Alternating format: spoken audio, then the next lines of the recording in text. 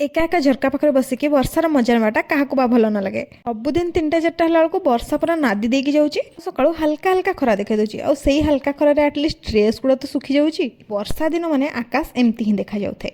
देखिए तो बहुत भल लगुए। आ थंडा नाक फाक कौन है कि पूरा जाम हो जाए। क्या एमती एलर्जी अच्छी मत कमेंट जनइबे। तो से भाविली आज गोटे बढ़िया चाटे बनैबी। तार ना था राजवाड़ी चा और ये राजवाड़ी चाटा कौटी फेमस टी मत कमेंट जनइबे। तो से प्रथम गोटे मसलाटे प्रिपेयर कली जो अदा गुजराती गोलमरीच डालचीनी लवंग और पानमधुरी जिनस को बढ़िया भाव में कुटीदेली। गोटे बढ़िया मसलाटे प्रिपेयर है जार बास्ना एत सुंदर आसूला ना बास्नारू ही मुझे जाणीगली कि चाटा केते टेस्टी बनब।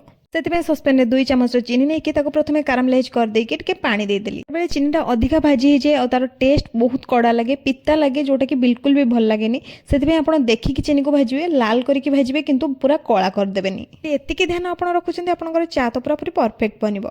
ये मुझे गोटे डंकीर पानी दे देती जोटा कि हाफ कप हम ताकू से कारामलाइज चीनी सहित भल भाव में मिक्स करदेला आम जो मसला बनई से मसला को देदेबा सांगे सांग आ ता सहित स्वाद हिसाब से चीनी और चा पत्ती को दे देकी किछि सेकेंड पे आम फुटे नहीं जावा। फुटिकी जो गोटे बढ़िया कलर पलि आसो से आम क्षीर मिसेबा।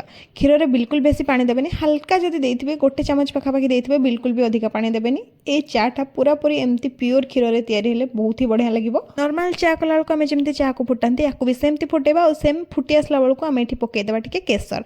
केसर पकईले यार फ्लेवर बहुत ही बढ़िया आसे और राजवाड़ी चारे केसरटा मस्ट इंपोर्टाट। बेसी नुह मात्र 4-6टा दाना केसर पड़ो और पड़ला टिके फुटीगला आमर चा पूरा परफेक्टली रेडी हो। सतरे चाटा एत टेस्टी होता ना खाली वर्षा और शीत दिन में एमती चा टिके मिल जाव कि शांति। ठंडा हो एमती चा टिके पीदेव पूरा पूरी शांति हो। चा सहित टिके गरमा गरम छणाछणी भी इच्छा होता है कौन करी घरे सब जिनस एमती एपट सेपट हो पड़ी साइतिक रखापी तो मतलब आटलिस्ट 8 दिन लगे से जहाँ भी हो आपण मैंने भी एमती चा को बनातु और एंजॉय करंतु। और जब वीडियो भल लगी लाइक शेयर और सब्सक्राइब करने बिल्कुल भी भूलिए। जब इंस्टाग्राम देखुं फॉलो तो निश्चय करके जी।